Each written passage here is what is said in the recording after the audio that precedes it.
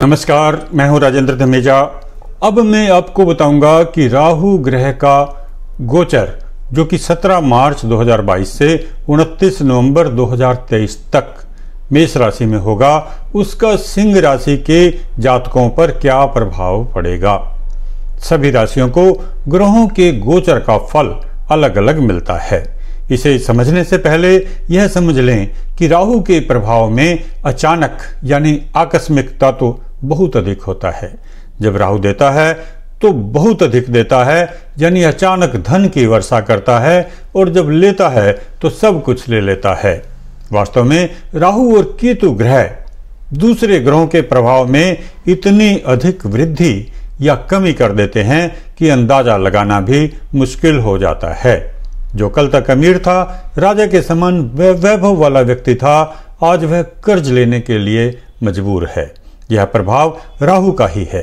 जब गरीबी जाने लगती है और अमीरी आने लगती है तो भी वक्त नहीं लगता। राहु ग्रह अन्य ग्रहों की तरह शरीर युक्त ग्रह नहीं है। राहु व केतु छाया ग्रह हैं। ये आकाश मंडल में दिखाई नहीं देते। इनके स्थान की केवल कल्पना की जाती है।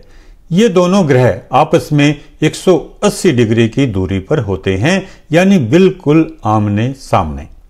इनकी अपनी कोई राशि भी नहीं है।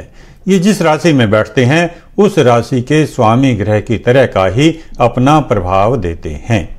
इसके अलावा ये हमेशा वक्री चलते हैं। वक्री यानी उल्टी दिशा की ओर, जबकि अन्य ग्रह वक्री भी चलते हैं और मार्गी भी। केवल सूर्य व चंद्रमा ही मार्गी रहते हैं।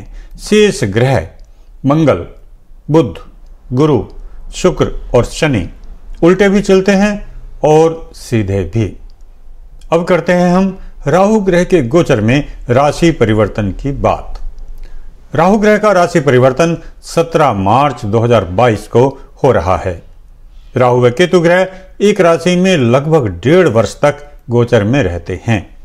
गोचर फल जानने के लिए हमें राहु के अतिरिक्त अन्य ग्रहों की स्थिति पर भी विचार करना पड़ेगा। आपको पहले अपनी जन्मपत्री में ग्रहों की स्थिति देखनी है। गोचर में ग्रहों की स्थिति हर समय लगातार बदलती रहती है। हम बात कर रहे हैं सिंह राशि वालों पर मेष राशि के राहु के गोचर का क्या प्रभाव होगा।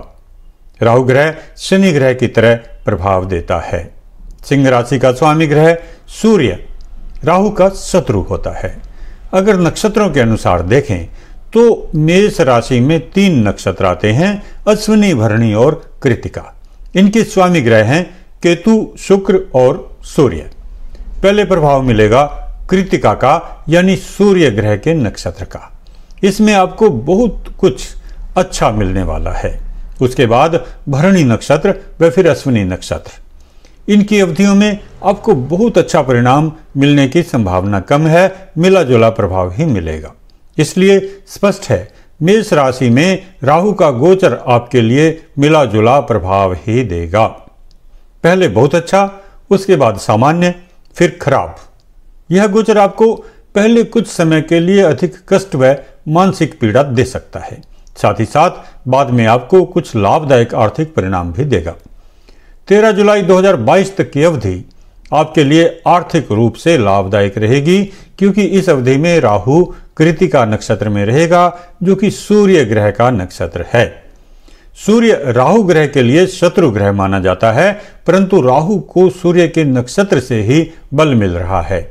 इसके बाद 7 फरवरी 2023 तक का समय आपके लिए अशुभ फलदायक रहेगा, क्योंकि इस अवधि में राहु ग्रह भरणी नक्षत्र में रहेगा, जो शुक्र का नक्षत्र है। सूर्य व शुक्र ग्रह आपस में शत्रुतापूर्ण प्रभाव रखते हैं, परंतु इनके अपने विशेष कारकत्व हैं। इस अवधि में आपको सकारात्मक परिणाम कम मिलेंगे। जो काम आपके अधूरे पड़े हैं उनमें से कुछ एक काम ही पूरे हो पाएंगे। आपकी महत्वाकांक्षाओं में वृद्धि होने लगेगी और कुछ माध्यमों से आपको आकस्मिक धन की प्राप्ति भी होगी। संपर्क के माध्यम से होने वाले कामों में आप रुचि लेंगे और उनमें आपको सफलता भी मिलेगी। कोर्ट कचहरी व सरकारी कामों में आपको सफलता मिल सकती है। आप जनसंपर्क के क्षेत्र विद्वता के क्षेत्र व आर्थिक क्षेत्र में उन्नति करेंगे। आपकी बुद्धिमत्ता और कार्य करने की क्षमता में भी वृद्धि होगी। परीक्षाओं में आपको सफलता मिलेगी। यदि आप नौकरी कर रहे हैं तो उन्नति के अवसर मिलेंगे। आपके कार्य क्षेत्र में वृद्धि हो सकती है। कुछ चैलेंजिंग कार्य भी आप सफलतापूर्वक संपन्न कर लेंगे। आर्थिक दृष्टि से यह समय आपके लिए कुछ सीमा तक लाभदायक है। यदि आप व्यवसायी हैं तो आपकी प्रतिष्ठा में काफी सुधार होगा। आपका संपर्क बढ़ने के कारण आपके व्यवसाय में प्रगति होगी। पारिवारिक जीवन में शांति देने वाले समाचार मिलेंगे। रुके हुए कामों को पूरा करने का आपको प्रयास करना चाहिए। उच्च अधिकारियों से आपका संपर्क बढ़ेगा और आप काफी आर्थिक लाभ भी कमाएंगे। सामाजिक जीवन में आप काफी सुखी व तनाव मुक्त रहेंगे। 7 फरवरी से 29 नवंबर 2023 तक का समय आपके लिए अधिक लाभदायक नहीं रहेगा और आपको मिले जुले परिणाम मिलेंगे, क्योंकि इस अवधि में राहु अश्विनी नक्षत्र में रहेगा, जो कि केतु ग्रह का नक्षत्र है। केतु ग्रह मंगल की तरह ही फल देता है। इस अवधि में यदि आप प्रगति करना चाहते हैं तो आपको क्रोध की भावना पर नियंत्रण करना होगा और सोच समझकर ही भविष्य की योजनाएं बनानी होंगी। बदला लेने की भावना से आपको बचे रहना चाहिए। जल्दबाजी में लिए गए कुछ निर्णय गलत हो सकते हैं और ये आपके लिए कष्टकारक होंगे। आपको नियम विरुद्ध कार्यों से बचने का प्रयास इस अवधि में जरूर करना चाहिए। कोर्ट कचहरी व मुकदमेबाजी आदि से संबंधित कामों में भी आपको सफलता मिलेगी। इस अवधि में आपको राहु ग्रह के शुभत्व में वृद्धि करने के लिए जो उपाय करने चाहिए वे समझ लें। इस अवधि में अनजान भय व अचानक होने वाली दुर्घटनाओं को दूर करने के लिए आप बगला बिसा विजय यंत्र अपनी जेब में रखें। सभी प्रकार की तंत्र बाधाओं, अचानक मिलने वाली निराशा व दुर्घटना आदि से बचाव व अनिष्ट की आशंका को दूर करने में यह सक्षम होता है। यदि इस अवधि में आपको बार बार निराशा का शिकार होना पड़ रहा है, अपने नजदीकी व्यक्तियों से सहयोग नहीं मिल पा रहा है, समय पर दवाई लेने के बावजूद भी आप रोग मुक्त नहीं हो पा रहे हैं, अथवा चोरी या किसी अन्य कारणवश लगातार धन हानि हो रही है या मिथ्या आरोपों का सामना करना पड़ रहा है और मानहानि हो रही है, तो आप अपने बिस्तर पर एक काला कंबल बिछाएं। यदि आप चाहें तो इस पर किसी भी रंग की चादर बिछा सकते हैं। 15 दिन के बाद जो भी शनिवार आए, उस दिन इस कंबल को वहां से उठाकर किसी बुजुर्ग व्यक्ति, कोढ़ी या अपाहिज भिखारी को दे दें। आपकी निराशा दूर होने लगेगी। इस अवधि में अनजान भय व अचानक होने वाली दुर्घटनाओं को दूर करने के लिए आप छोटे साइज का प्रत्यंगिरा यंत्र अपनी जेब में रखें।